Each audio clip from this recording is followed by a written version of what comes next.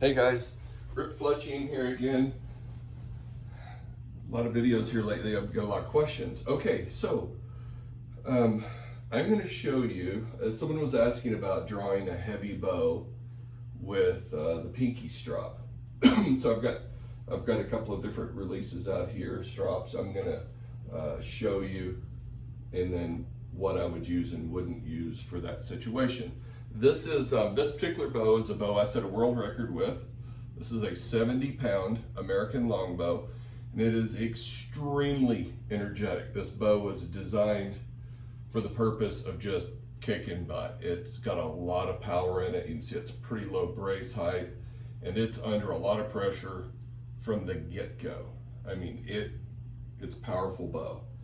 So I'm going to show you that. I'm going to show you the poundage, so you guys know I'm telling you the truth. I've got this marked at 28 and 30 inches AMO, and I know this is it's a primitive technology, this strap. It's kind of from our past. Our ancestors used it, but it doesn't mean it's a bad thing. Give it a shot. You might like it.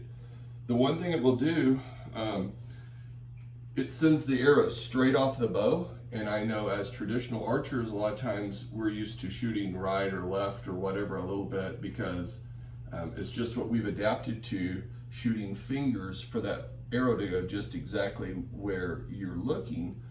When you switch to the strop, it's just going to send it straight down the pipe. It will come off the bow perfectly straight and go perfectly straight to the target.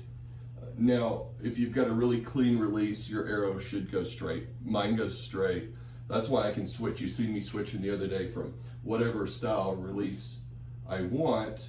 It's all hitting in the same spot. And that's just because from switching, you just kind of learn the feel of it and adapt your release. Anyway, that's neither here nor there. I was going to show you the poundage here. So I'll do 28 first. So we'll pull it back. 28. I may have overdrawn that slightly. Let's see. Nope, dead on. Okay. 65. Hopefully that shows up. At 28. I'll pull it long here. Try not to break anything inside. I couldn't see the tape real well. Yep, so dead on. 70. All right, so you know that's 65 and 70 pounds. So, all right. And I had knee surgery Tuesday, and I worked all day, and boy, it's giving me fits today. Okay, now we're gonna go with the strop. I'll show you this design. Now, what's neat about this one, it's very simple design. You don't need all this underneath. You could do this as a pinky strap, the same. Now, the one thing I'm gonna tell you, you guys getting started with this, new, using a strop, I know already some people are telling me, hey, can you do that with a heavy bow? You know, it feels like it wants to creep out of my hand and stuff.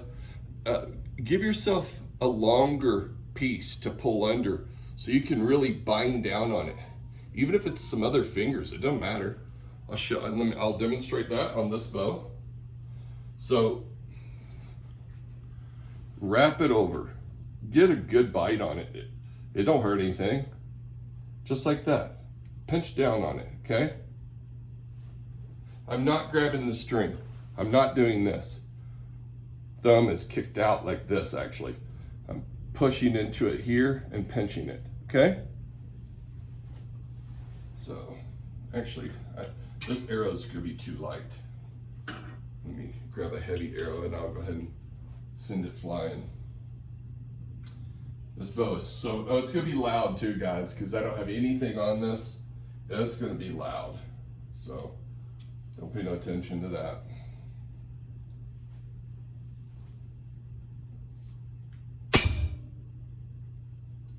All right, told you to be loud. Just slapping those limbs. All right, so you see how that worked?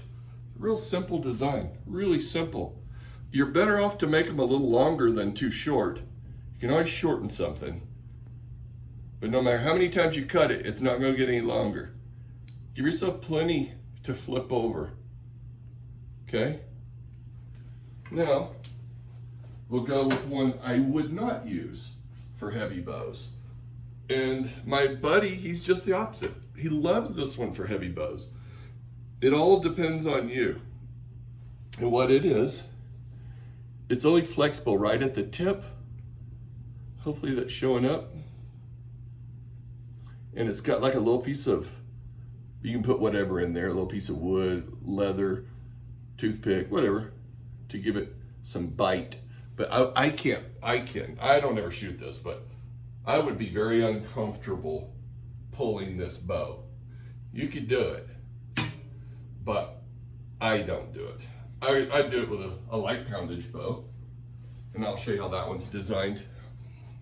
It's got a wedge in it. Trying to bend my knee a little bit. It's really got stiff on me. All right, I've been on my feet a lot, probably too much. Now, this is the one that stirred up everyone. This is that pinky strap. Okay. Now, the key to this, guys, is you gotta have enough to pinch. And it's a little bit of a learning curve, not only shooting, but also the feel of it. And there's some muscles that probably need to develop for you, because we don't go around pinching things, you know, like this a lot. But this is the basic design, okay? Should have got a tape measure out here. So, see how the one side's short? You can see right there where it bends all the time, and then they're the same length when it's bent over. All right, let's shoot a heavy bow. Shoot this 70-pound bow.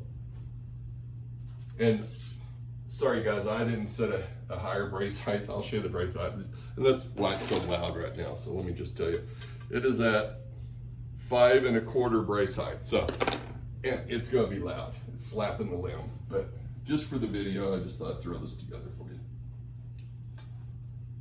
All right, so there again, I just flip that over, grab it, pinch it down, try to get as much of that strap as I can, okay? Pinch it, just like this. Let's send this one, it's gonna be noisy.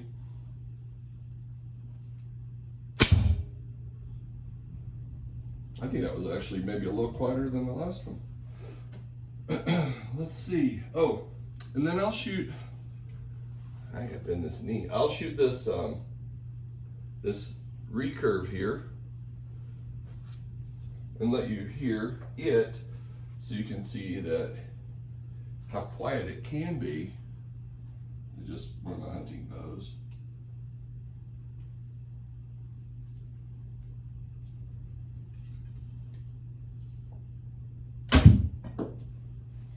Very quiet, very, very quiet.